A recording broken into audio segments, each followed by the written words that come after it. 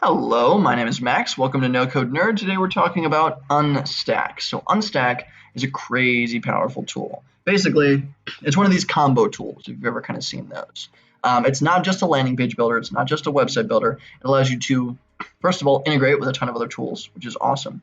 And then second of all, A/B testing. It's really, really powerful at A/B testing, and it has amazing analytics on the back end. So if you need to create, let's say, an e-commerce website, right, where you're selling a product and you want to optimize the living hell out of that process, right?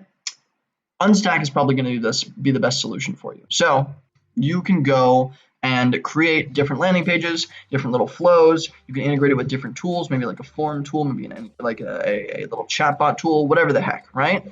But it lets you do all of that super easily, like any other website builder, but then it lets you A/B test on the top of that to test and change and tweak every little process to make sure you can optimize it so you're making the most money. So this is for people that are a bit further along in their business and their digital and virtual business, right? But if you want to start optimizing the living heck out of that process, I would recommend Unstack. Very, very powerful tool. I highly recommend it. I actually want to start using this when I get a little bit further down the line because most of my projects are pretty simple right now, deliberately, because they're focused on teaching students and people that have never seen entrepreneurship how to get into it.